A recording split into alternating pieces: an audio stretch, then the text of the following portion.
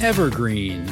It's a word that evokes the very specific end of December time when, in some places and cultures, non-deciduous trees or branches are brought inside the home. In relation to podcasts, though, evergreen means timeless, without current event markers that might tie an episode to a month or a year.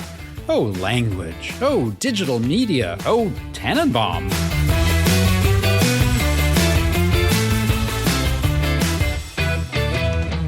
Welcome to Digesting Food Studies, or rather a little placeholder episode of Digesting Food Studies, one that aims to keep things festive while also taking a little break from intensive content creation. I'm your culturally blended tree hugger, David Szanto, and if you're listening to this and it's still 2025, you're a very devoted listener, and for that I offer both my end-of-year gratitude and hope that you are also letting things settle down for a bit.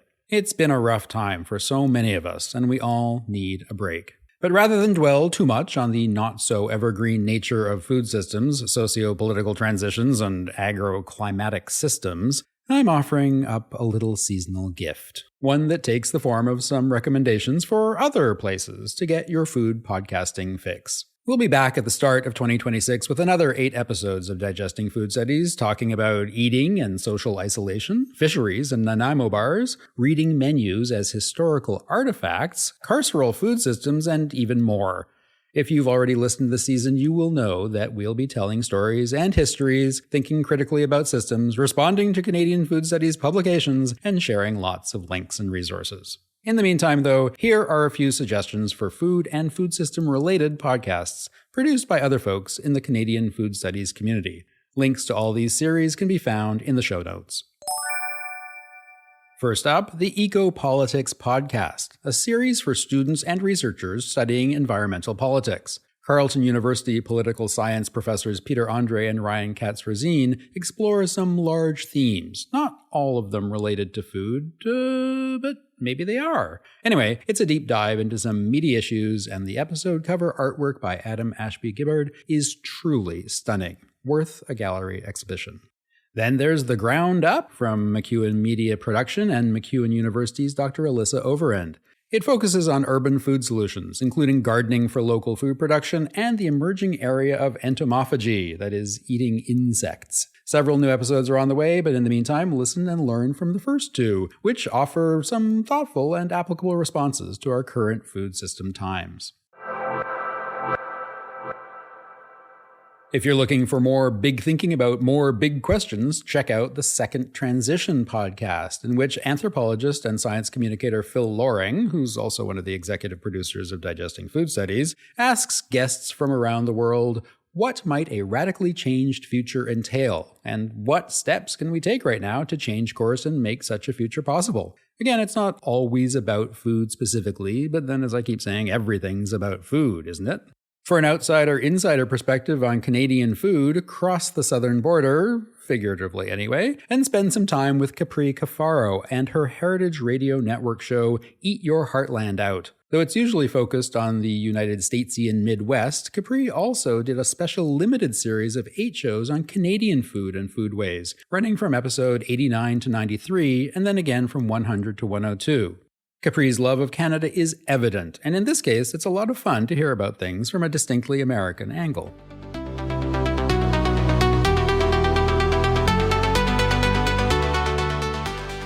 Now in its 5th season is Handpicked, Stories from the Field, produced by the Laurier Centre for Sustainable Food Systems. The show explores research on, surprise, surprise, sustainable food systems, and how that research can bring about real change in the ways we produce, consume, and understand our food. It's a veritable smorgasbord of Canadian food studies scholars.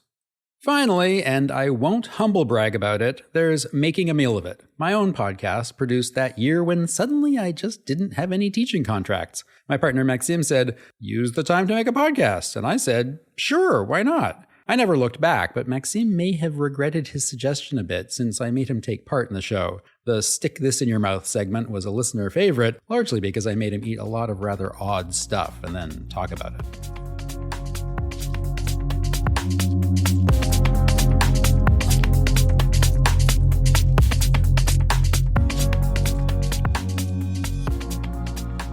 And although they are not podcasts, 2 other short documentary series, both available online, are definitely worth a watch. Carleton University's Trish Balamingi and her daughter Sempe made a great series of videos about urban and rural food spaces, including an edible home garden, forest farming, and regenerative farming. Delicious and determined, and available on YouTube via bluedotstudio at Blue and Brew. And if you understand French or appreciated integrated thinking and doing about food, do check out Christophe Dubois' mini-docs on La Gastronomie sociale, or social gastronomy, which were recently released on the Télé-Québec website. Christophe just finished a master's degree at l'Université du Québec à Montréal on the same theme, social gastronomy, and somehow he also managed to produce this great series about cooking, farming, eating, and social innovation. It is inspiring and full of care, a really beautiful series. And that's where I'll leave it for this little placeholder episode, with the positive energies of care and kindness, of innovation and transitions, of thinking systemically and acting empathetically. All of my fingers and toes are crossed for you and your projects, as well as those of your families and friends, your students, your colleagues, your bosses, and everybody who helps you out in whatever ways they do. May you all find peace and well-being in 2026. As the latest issue of Canadian Food Studies proclaims, we're all in this together. Oh, drat. I just de-evergreened this episode. Oh well.